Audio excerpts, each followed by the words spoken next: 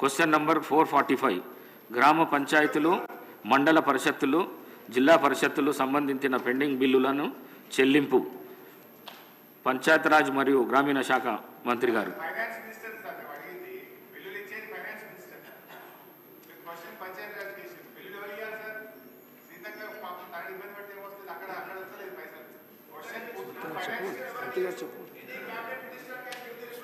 మంత్రి గారు చెప్పండి. అధ్యక్ష, 2024 నవంబర్ 1వ తేదీ వరకు రాష్ట్రంలో గ్రామ పంచాయతీల సర్పంచులకు చెల్లించే బిల్లుల మొత్తం 691,93,00,000 సార్. బి ప్రశ్నకు లేదండి, సి ప్రశ్న త్వరలో చెల్లించడం జరుగుతుంది. గౌరవ సభ్యులు తన్నీరు హరీష్ రావు గారు. సార్, ఈరోజు గౌరవ మంత్రి గారు 691 కోట్ల రూపాయల బిల్లులు పెండింగ్లో ఉన్నాయని చెప్పారు. రాష్ట్రంలో మీరు చూస్తే అధ్యక్ష, బడా కాంట్రాక్టర్లకు మాత్రం బిల్లులు వస్తున్నాయి. చిన్న కాంట్రాక్టర్లకు ఇప్పుడు ఒక సంవత్సర కాలం నుంచి 691 కోట్ల రూపాయలు ఇవ్వకుండా సర్పంచులను ఎంపీటీసీలను ఈ కాంగ్రెస్ ప్రభుత్వం గోసపుచ్చుకుంటా ఉంది అధ్యక్ష. చివరికి ఆ సర్పంచులు ఎంపీటీసీలు గవర్నర్ గారిని కలిసి మొరబెట్టుకున్నారు, మంత్రుల్ని కలిసి మొరబెట్టుకున్నారు. చలో అసెంబ్లీ కార్యక్రమానికి వస్తే వాళ్ళను అరెస్ట్ చేసి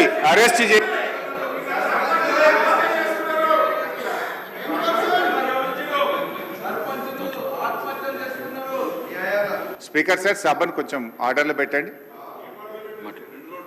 స్పీకర్ సార్, 2 రోజులు మొన్ననే ట్రైనింగ్ ఇచ్చింది, ఇదేనా సార్ ట్రైనింగ్? సార్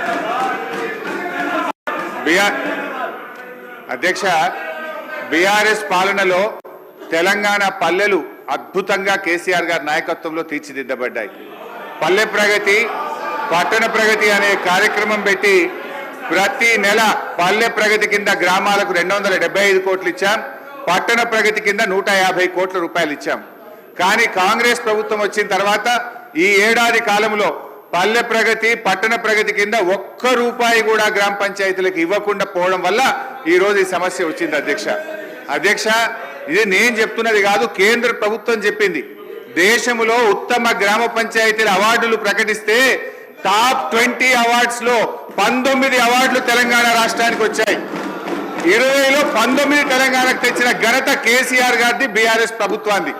సో ఆ రకంగా పల్లెలు చేశాం. ప్రతి గ్రామ పంచాయతీకి ట్రాక్టరు, ట్యాంకరు, ట్రాలీ, నర్సరీ, వైకుంఠధామము, డంప్ యార్డు పెట్టి తెలంగాణ పల్లెలు దేశానికి ఆదర్శంగా నిలిపిన ఘనత కేసీఆర్ది, బీఆర్ఎస్ పార్టీ.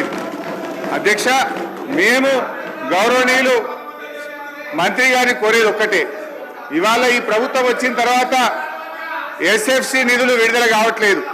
ఈజీఎస్ నిధులు కేంద్ర ప్రభుత్వం ఇచ్చినా డైవర్ట్ చేసినారు. 15th ఫైనాన్స్ కమిషన్ డబ్బులు కేంద్ర ప్రభుత్వం ఇస్తే డైవర్ట్ చేసినారు.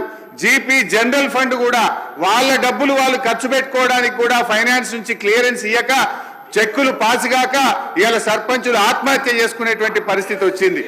అప్పులు చేసి బంగారం కుదబెట్టి పనిచేస్తే ఈ బిల్లులు ఇయ్యారు అధ్యక్ష.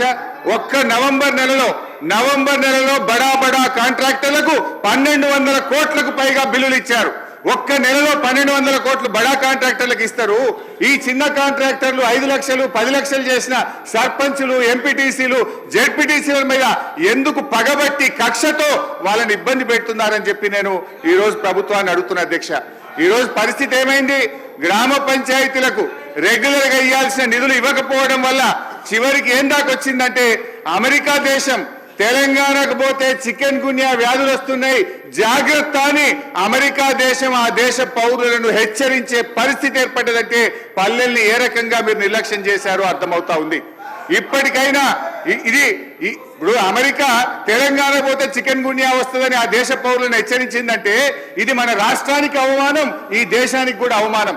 మీ పాలన ఆ రకంగా ఉన్నది.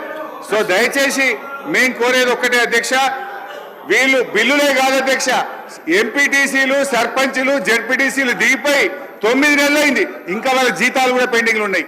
1వ తారీఖు జీతం ఇస్తామని చెప్తారు. జెడ్పీ చైర్మన్లకు, జెడ్పీటీసీలకు, ఎంపీటీసీలకు దిగిపోయి 9 నెలలైనా 3 నెలల జీతాలు పెండింగ్ ఉన్నాయి అధ్యక్ష. ఆ జీతాలు ఇయర్ అవుతుంది, పనిచేసిన దానికి బిల్లులు ఇయర్ అవుతుంది, వాళ్ళు మిత్తిలు కట్టలేక అప్పులు కట్టలేక ఇవాళ చాలా బాధల్లో ఉన్నారు. నేను సూటిగా మంత్రి గారిని అడిగేది ఒక్కటే, దయచేసి త్వరలో ఇస్తాము తొందరలో ఇస్తాం కాదు అధ్యక్ష, స్పష్టమైన డేట్ చెప్పి గ్రామ పంచాయతీ ఎన్నికలు మీరు పెట్టబోతున్నారు, ఆ లోపు వాళ్ళ బిల్లులన్నీ కూడా క్లియర్ చేయాలని చెప్తా ఉన్నాం. మీ దాంట్లో ఏం చెప్పింది అధ్యక్ష? ఈరోజు ఇది మీ మేనిఫెస్టో, కాంగ్రెస్ పార్టీ మేనిఫెస్టోలో ఏం చెప్పింది అధ్యక్ష? రాజీవ్ గాంధీ గారు తెచ్చిన 73, 74 రాజ్యాంగ సవరణ ప్రకారంగా మీరు గ్రామ పంచాయతీలను బలోపేతం చేస్తామన్నారు, నిధులు విడుదల చేస్తామన్నారు. కానీ మీరు అదేది కూడా చేయకుండా ఇవాళ మోసం చేస్తున్నారు. మాజీ సర్పంచ్లకు మాజీ ఎంపీటీసీలకు పింఛన్లు ఇస్తామన్నారు. పింఛన్ మాట దేవుడు కానీ వచ్చే జీతం కూడా ఇస్తలేదు అధ్యక్ష. గా పింఛన్ కూడా ఎప్పటి నుంచి ఇస్తారో, జీతాలు ఎప్పటిలో క్లియర్ చేస్తారో, బిల్లులు ఎప్పటిలో క్లియర్ చేస్తారో స్పష్టంగా చెప్పాలని మీ ద్వారా అడుగుతా ఉన్నా.